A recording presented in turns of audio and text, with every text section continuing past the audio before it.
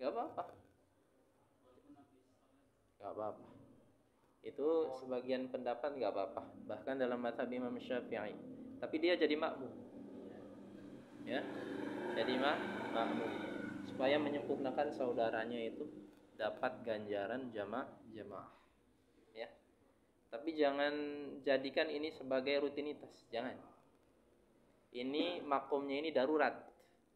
Jadi jangan kalian janjian dulu di chat. Jangan. Jangan rutinitas. Nanti sholat jamaah yang imam rawatibnya itu nggak ada jamaahnya kalau kalian begitu semua. Ya. Jadi ini hanya darurat. Ada saudara kita yang tertinggal, kemudian kita makmum ke beliau untuk menyempurnakan supaya pahala jamaah itu memang ada sanadnya dan ada riwayatnya, boleh, tapi nggak boleh dijadikan rutinitas darurat. Paham sampai di sini? Ya. Kalau irosa sampai ninggalin jamaah rasa itu Irosa mesti ninggalin jamaah. tapi sampai selesai. Sampai selesai. Irosa itu mestinya sampai selesai. Irosa loh. Hah? Bukan, cuma ini kenapa kalian rokaat terakhir suruh masuk? Karena bertahap dakwahnya. Ya, paham nggak? Itu sistem dakwah namanya, metode dakwah. Ya, jadi hukumnya itu sampai selesai supaya orang yang sholat itu hatinya tenang selesai. Makanya yang hirosa itu nggak usah khawatir, dia berkali-kali lipat mendapatkan nilai jamaahnya meskipun nggak jamaah dengan imam rawatib. Dia jamaahnya dengan yang hirosah lagi 2 orang. Nanti habis selesai sholat dia jamaah berdua. Makanya hirosah itu 2 orang. Kalau 1 orang nanti kalau nggak ada yang masuk nggak jamaah. Tapi sebenarnya nggak masalah sih, tapi 2 orang bagusnya.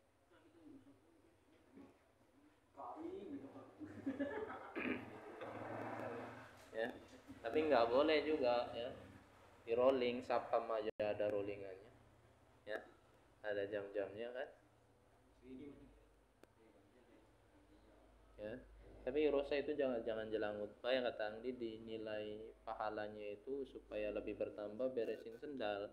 Subhanallah loh, kalau sendalnya tiba-tiba madep ke sana semua rapi, orang-orang tiba-tiba keluar itu akan menjadi nilai plus. Subhanallah, di Islamik nggak begitu, ya. Di masjid-masjid Indramayu nggak begitu, kecuali masjid yang paham menerapkan metode hirosah masnunah yang disunnahkan. Kalau metode hirosanya masjid-masjid yang biasa kan ya cuma digembokin aja di kotak kayak udah selesai, ya. Coba besok terapin 2 orang lah. Siapa?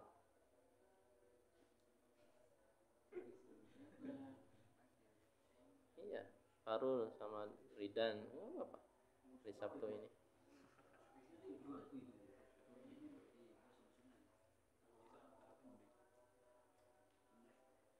Sugigi yang ngurukin Hadi, ngurukin bocahnya. Ya ada 2 orang. Nanti di situ tempatin, bila perlu papannya nggak apa-apa dibawa keluar, jangan di dalam dulu ongkop. Hari ini tahfiznya kalau mau tahlil dulu. Kalau nggak mau tahlil berarti langsung ke tahfiz, terserah ya. Yang pengen tahlil dulu. Tahu kan di umay Kang Mansur ningguri yang ngidul ya, ningguri ya pinggire umay muja ning umay muja nggak wala beswardi ngono adine wala beswardi. Iya ning rapi, cuma ning arepe durung rapi kan ana umah ning harep. Kalau mau tahlil silakan tahlil dulu, setelah tahlil langsung tahfiz. Hah? Ya terserah mau 37 mau awalnya juga kalau apa nggak apa-apa awal.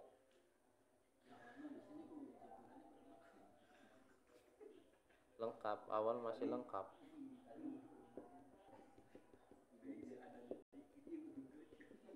Jadi besok yang hirosah Ridan sama Rapi hirosah, yang ngurukin anak kecil Hadi situ ada 2, berarti 1 tadi nanti yang dibeli ikro lah, biar nggak yang punya ikro kasih ikro.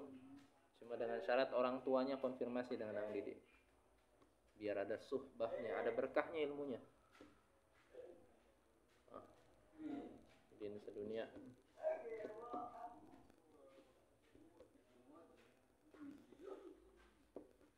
Enggak terus. Udin nih metode ngajinya kayak gimana nih Udin? Udin yang Nabu Bedug nih. Kang Didi nggak paham nih.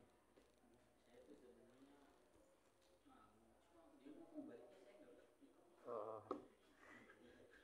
Soalnya mah ya namanya syukur wis ketolong ngaji ketimbang orang ngaji. Cuma kan kalian yang belajar setiap hari kan mesti diamalin supaya sholatnya juga agak ngerti kan, dia kan begitu. Pak dia qobliyahnya kayak mana. Kalau Udin ini mah waduh yang mana Udin.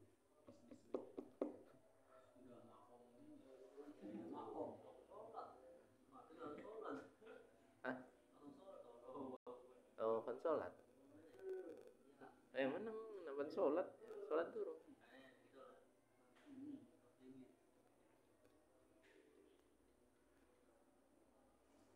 Jadi proyek Talil ini nggak selesai-selesainya.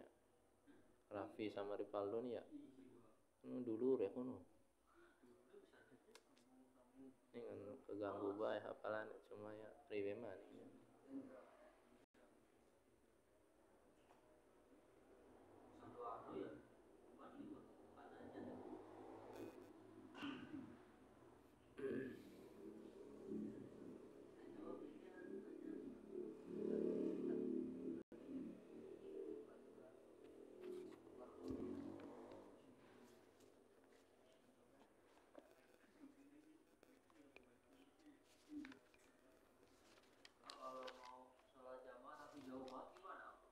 Pahalanya lebih gede datang jemaah.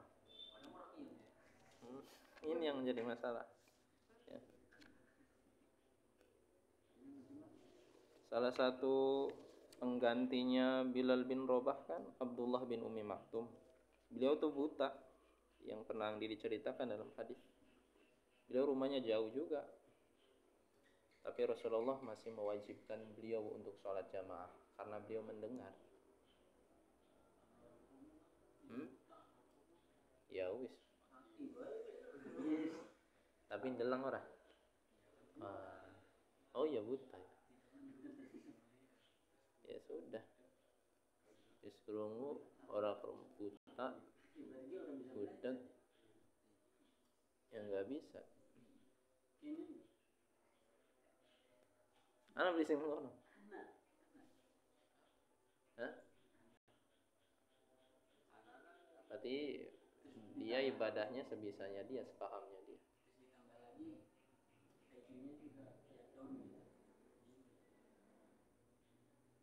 Ya don soalnya nggak ada pemasukan. Kalau metode orang bisu kan udah ada ya, metode belajarnya dengan huruf-huruf gitu, huruf-huruf bisu. Orang yang buta, ada Al-Quran ada. Ya. Kalau Al-Quran ada Al-Quran buat orang buta tuh. Cuma dia mesti mendengar juga. Ya sudah, ittaqullaha la qadri mastata'tum kalau begitu. Jadi bertakwa pada Allahnya itu sebisanya dia. Ya, hisabnya itu sebisanya dia. Justru orang yang buta, orang yang tuli itu telinga dan matanya itu tidak diazab oleh Allah kalau dia masuk neraka. Ya karena enggak menikmati.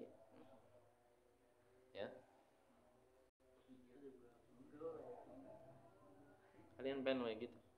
Tapi kalian mah tetap diazab. Soalnya dari lahir sampai sekarangnya udah banyak maksiat kan.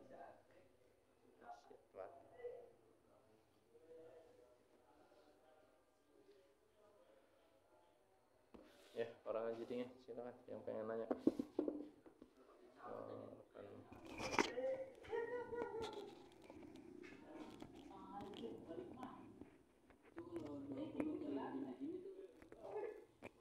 Itu kunut da'fil bala.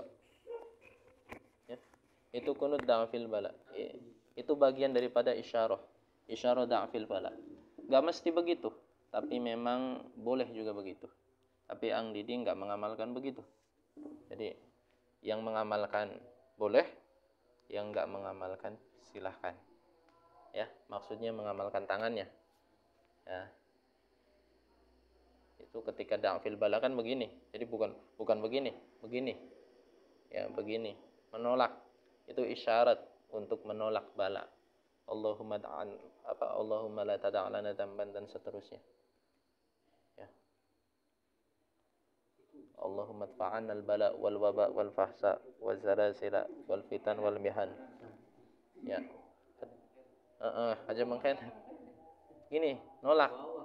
Jadi nolak tuh bukan seperti ini, itu diselipin kalau begini. Ini, ya.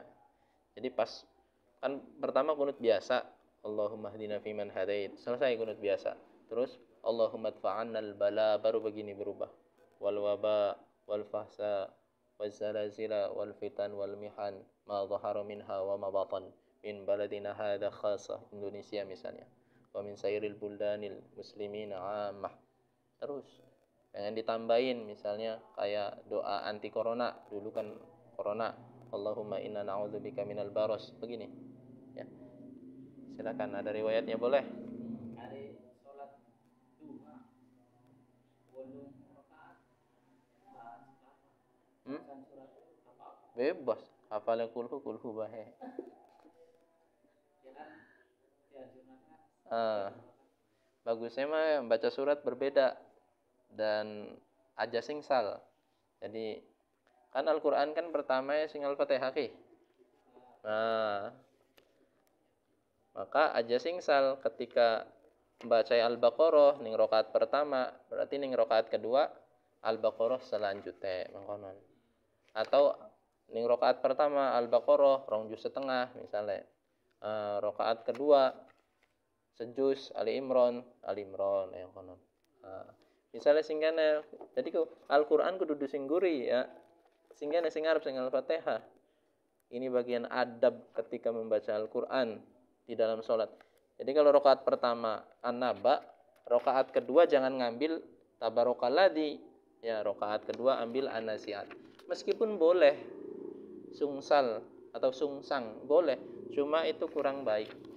Jadi kalau pertama Al-Hakumut Takasur, misalnya sing Alam Taro, sholat dua kan sing Alam Taro, surat-surat pendek lah.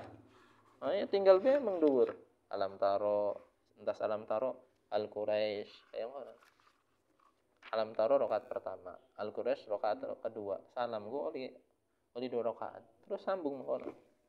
Tapi lamun ora hafal, ya wis surat andalan. Wah, kulhu kabeh. Kuruh terakhir ku Anas. Makanya perhatikan ketika kula yang Didi baca sholat maghrib baca Al-Falaq, maka pasti surat terakhirnya itu karena ujungnya Anas dan Al-Falaq. Iya. Ya ora apa-apa, sing penting awale ya. Awale yakin mah dudu halal haram ya, cuma adab ya. Contoh kayak tarawih.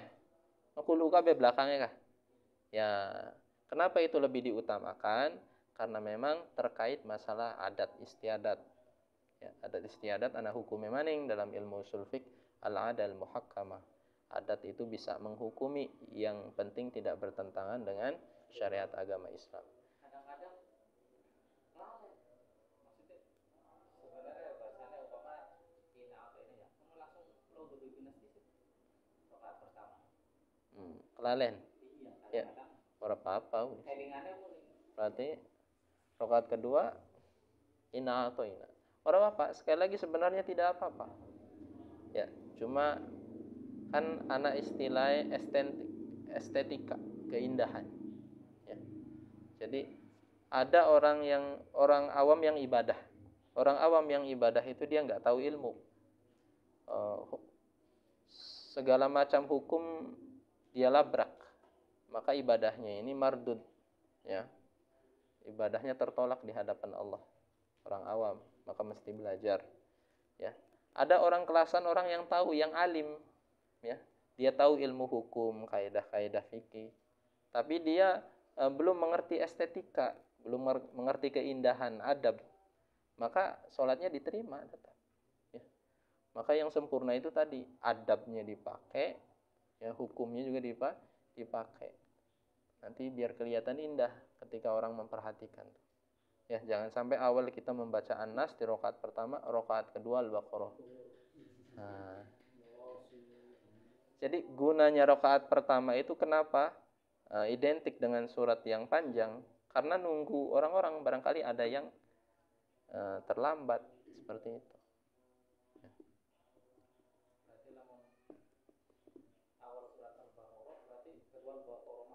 Iya, mesti Al-Baqarah, itu estetikanya, adabnya, bukan keharusan, ya, tapi adabnya. Makanya perhatikan kalau Ang Didi sholat Isya, itu mesti itu. Sekarang nyampe juz berapa Ang Didi itu? Nyampe juz 4, mau ke juz 5. Hah? Ya, itu kalau hari-hari Kamis. Hari-hari Kamis. Kalau hari Kamis Ang Didi khususin ke juz yang belakang biar nggak lupa juz belakang-belakangnya. Ya. Jadi seperti itu adabnya. Lanjutin ayat. Tapi kalau sholat Jumat atau sholat besar-besar mah ya pilih ayat yang aja, yang fadilahnya itu, yang artinya itu tentang kebesaran Allah dan lain sebagainya. Makanya kadang langsung loncat aja Al-Hasr kayak gitu. Ya. Kemudian juga ya banyak ya yang belakang Al-Jumu'ah. Bebas sebenarnya, silakan. Apalagi yang punya hafalan banyak itu mesti punya program. Sholat duha 8 rakaat. Kalau berarti sholat duha itu sebenarnya cukup untuk 1 juz, atau kalau 1 juz terlalu pusing, setengah juz. Ya. Setengah juz lah sudah. Sholat duha itu untuk murajaah setengah juz. Kalau hari ini juz 1 setengah, berarti besoknya setengah laginya juz 1. Bisa nggak begitu? Insya Allah bisa. Makanya dibiasain kalau lagi naik motor itu murojaah, biar nanti terbawa ketika sholat.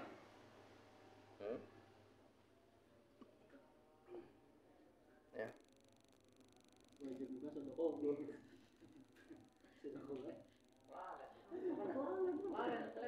Ya bisa ditandai. Sing kelalene ditandai. Mengkono. Oh mungkin kini lembar kin ki kelalen. Wis loncat langsung ning lembar sejene sing lancar. Tapi lembar kin ditandain. Konon. Karena kekuatan menghafal itu ketika sudah bisa dibaca dimanapun kalian berada. Yang kedua ketika sudah bisa dibaca tatkala sholat-sholat sunnah tanpa memegang Al-Quran.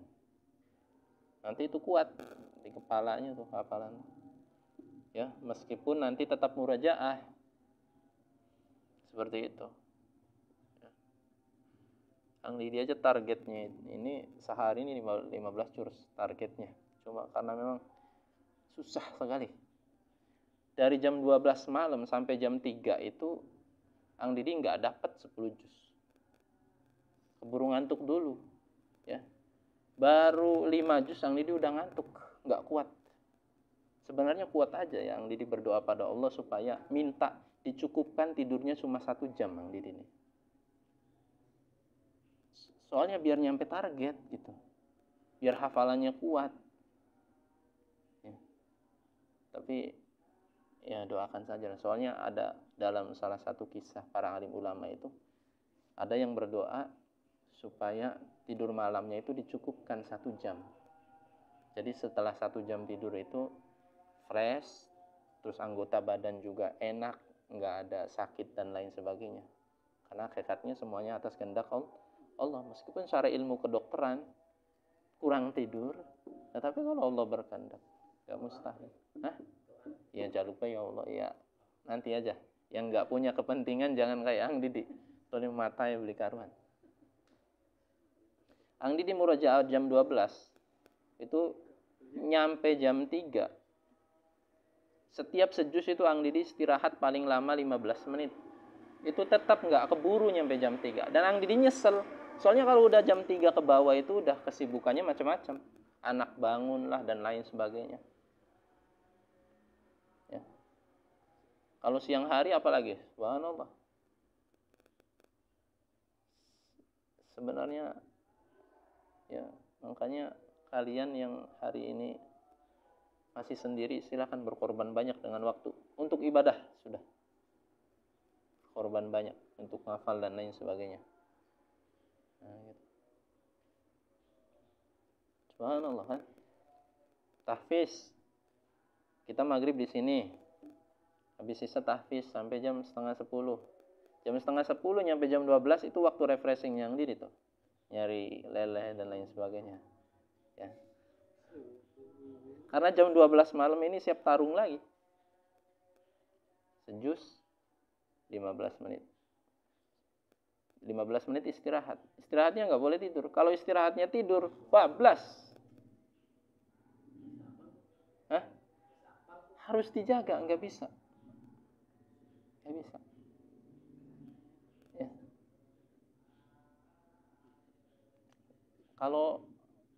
Kalau kita niat hafalannya karena manusia, mungkin udah setor 30 juz selesai, dianggap hafiz. Tapi hafalan kita karena Allah. Gimana caranya biar terjaga terus sampai menghadap pada Allah? Ya dengan cara murojaah. Ya. Ang Didi nih nggak mau letoy-letoy murojaahnya nih. Ya, Ang Didi bisa aja semalam 2 juz, gampang, semalam 2 juz. Ya. Tapi Ang Didi mikir tantangan ke depan ini, setelah Ang Didi berhenti dari ketua DKM, kemudian Ang Didi selesai di Sukaselamet ngabdinya dan tidak dikaruniakan tadi rencananya Ang Didi ingin membuat rumah tahfiz dan lain sebagainya. Otomatis kalau Ang Didi nganggur di sini ngapain di Sukaselamet, ya kan? Kalau dakwanya agak terhenti dan dakwanya memang sulit dan susah, ya pada akhirnya berarti kan Allah memerintahkan hijrah. Mungkin di desa orang atau di kota orang lebih sulit lagi, makanya Ang Didi matengkan waktu sekarang ini.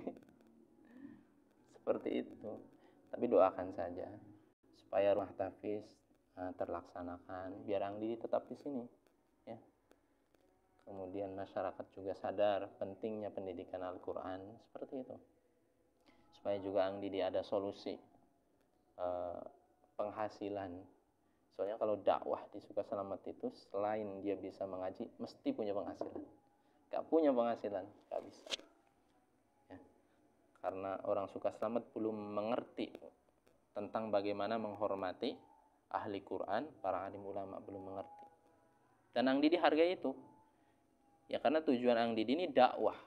Kalau Ang Didi ngelamar jadi imam di Islamik, enak memang setiap bulan 5 juta dan lain sebagainya. Tapi Ang Didi nggak berdakwah di situ.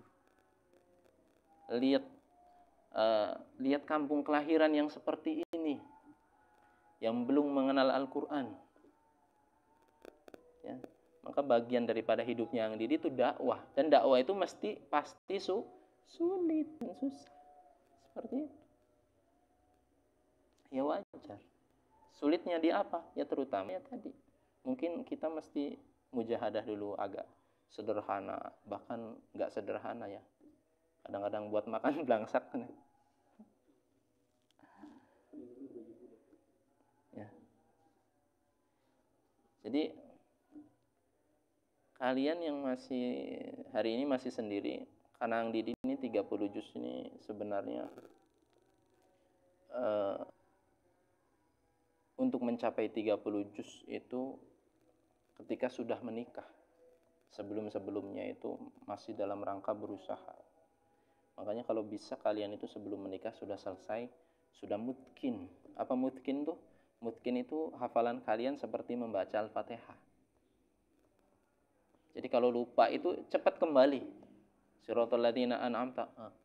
Kalau baca Al-Fatihah kan cepat kembali kan? Langsung ingat. Nah, targetnya para hafiz itu seperti itu. Ketika lupa cepat ingat seperti Al-Fatihah. Keutamaannya dahsyat. Berarti kalian sudah melewati pembaca pendengar, penghafal. Satu lagi tadabbur sebenarnya.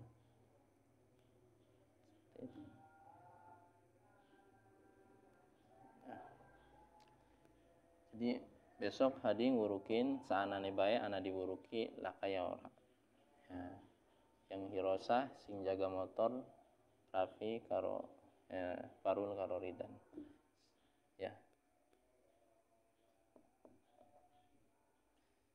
Makanya malam itu bagi Ang Didi kayaknya cepet banget. Ang Didi pengen malamnya lebih panjang sebenarnya. Karena waktu sunyi, waktu dimana anak itu tidur. Kalau udah jam 3 ke bawah itu, astagfirullah. Iya. Apa sih?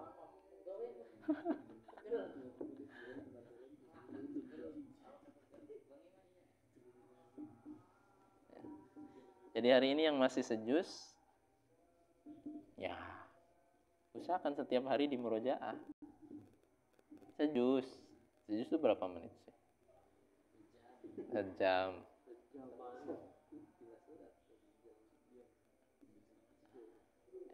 Makanya Ang Didi kadang powernya tuh hilang, ya. Kalau Ang Didi bacanya maksain murojaahnya itu dengan suara yang pelan, itu hilang powernya. Ya, makanya murojaahnya asal nyampe target aja sudah. Enggak begitu juga.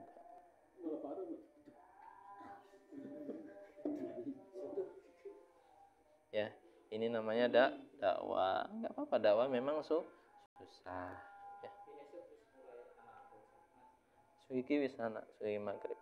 Anak baca lorong mau sing ngomong suara. Anu sih anak? Oh ya wis aja. Sing maghrib. Ya wis. Sing wis ngaji mah aja, sing wis ngaji. Sing durung ngaji. Atau sing pengen ngafal tuh.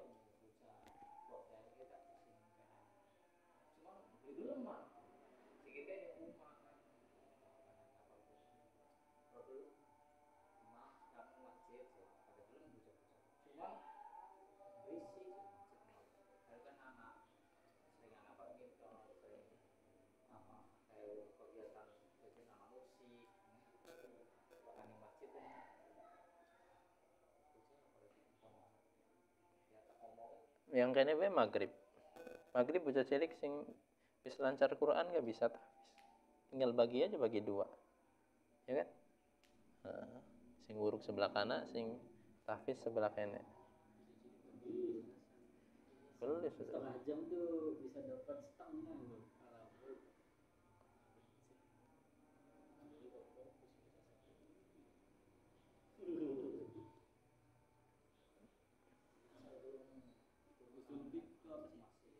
Usul fiqh itu dasar dalam pengambilan hukum. Dalil dasar dalam pengambilan hukum yang diambil melalui Al-Quran. Ya. Jadi kayak contohnya al-aslu fil asya'i mubahun. Ya, illa madala dalil ala khilafihi. Segala sesuatu yang ada di dunia ini boleh kecuali ada dalil yang melarangnya. Ya. Ada nas yang melarangnya. Jadi hukum segala sesuatu itu awalnya boleh. Ya. Awalnya boleh. Kemudian kenapa tidak boleh? Karena ada Al-Qur'an yang melarang. Contohnya Al-Qur'an melarang anjing, melarang makan babi. Maka anjing dan babi tidak boleh dimakan, ya. Kemudian Al-Qur'an juga melarang kita memakan sesuatu yang mudarat, bahaya. Apa aja sesuatu yang bahaya nanti diterjemahkan oleh para alim ulama. Oh, yang ada racunnya, ya, yang merusak badan, ya. Maka meskipun tidak disebutkan di dalam Al-Qur'an ketika mengandung racun dan merusak badan, maka diambil kesimpulan ini tetap tidak boleh. Kecuali kita menemukan satu hewan yang tidak disebutkan dalam Al-Qur'an maupun hadis, maupun tidak ditemukan di ijtihad para alim ulama, ya. Kemudian hewan tersebut setelah melalui penelitian ternyata dia hewannya itu tidak menjijikan.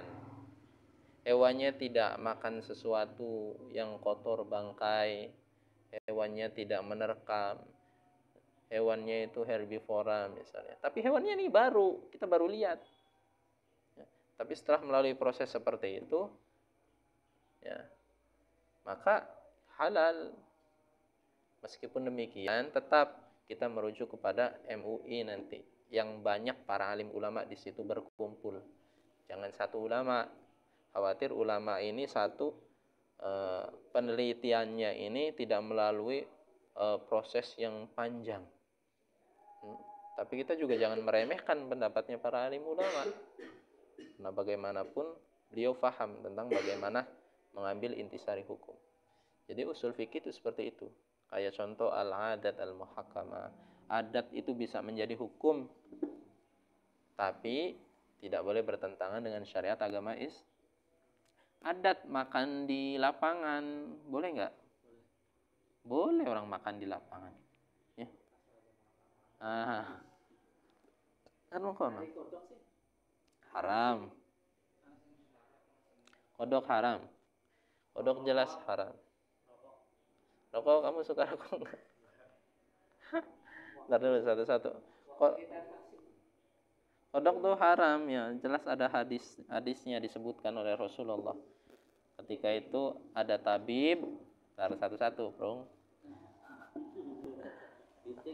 Ada tabib biasa mengobati pasiennya itu menggunakan obatnya itu dari kodok. Kemudian ditanyakan kepada Rasul, kata Nabi, jangan membunuh kodok. Dibunuh aja tidak boleh, apalagi dimakan. Jadi salah satu hewan yang tidak boleh dibunuh kecuali dia mengganggu itu kodok. Kecuali dia mengganggu, nggak apa-apa kalau sudah kelasnya mengganggu. Maka kodok haram jelas. Setahu Ang Didi tidak ada ikhtilaf, nggak ada ikhtilaf di kalangan para alim ulama tentang kodok. Setahu Ang Didi dari 4 madhab ini. Adapun rajungan halal jelas. Jumhur ulama halal karena hewan laut rajungan ini. Tapi kalau kepiting ini ikhtilaf. Ya, sebagian mazhab Imam Syafi'i juga mengatakan kepiting itu jangan dimakan.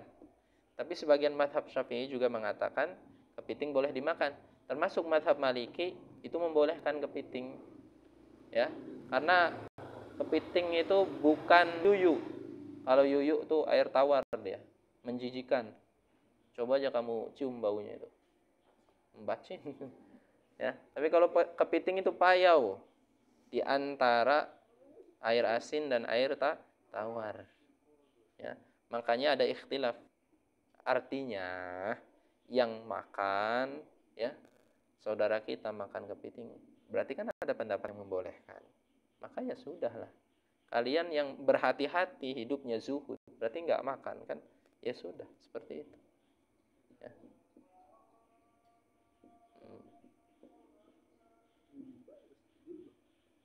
Siapa sih?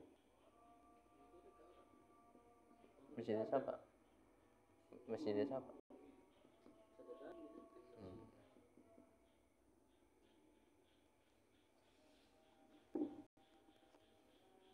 Ya.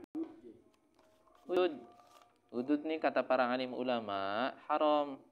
Termasuk MUI juga mengatakan haram. NU makruh. Kamu pilih aja dah.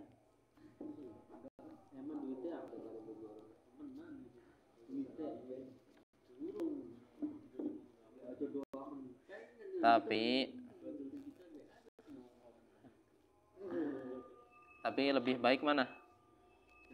Ya lebih baik nggak ngerokok.